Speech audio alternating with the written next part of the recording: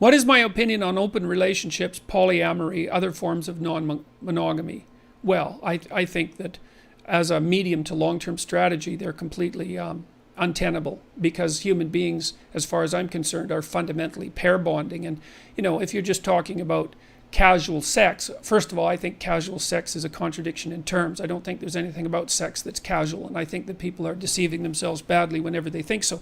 They might like to live in a 1970s playboy adolescent fantasy, but I've never seen that work under any circumstances whatsoever, and I think people get hurt badly. It's also a bad medium to long-term strategy, because pair bonding is the most stable arrangement we know of, at least so far.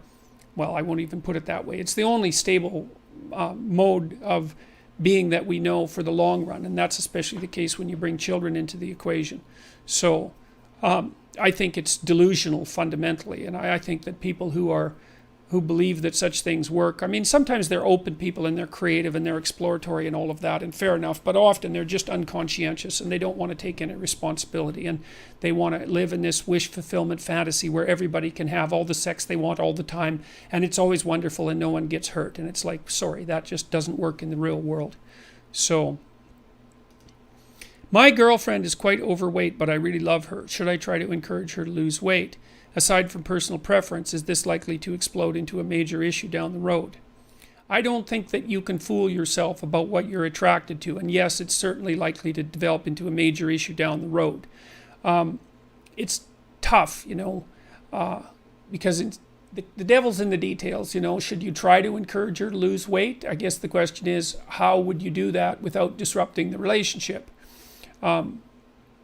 And without knowing more about the details of that, I would say that I don't know what to tell you to do about that. I think that it's necessary to be truthful in a relationship, period. But I also think that you can't use the truth to hurt. The truth is a very complicated thing, and it's a sword, and it cuts, and you can't use it to hurt. Now, maybe you would be subtle enough to figure out some way that you could both embark on a health-promoting endeavor together, and that would work out. But I would say, if you're in a stable long-term relationship with someone, it's pretty much necessary for both of you to address all the issues that are making you unhappy with each other, assuming there's some give and take on that, because otherwise the relationship can easily come apart at the seams. Like, I would say my wife and I are both very hard on each other about our physical appearance, let's say, and I'd gained a fair bit of weight from the time I was, say, 40 till the time I was 50, about probably because I was eating things that weren't good for me, and I would say that was primarily carbohydrates. I can tell you, if you want to lose weight, you stop eating carbohydrates, man, you'll lose weight like you wouldn't believe. I wouldn't necessarily recommend it because it has some dangers, but it certainly works.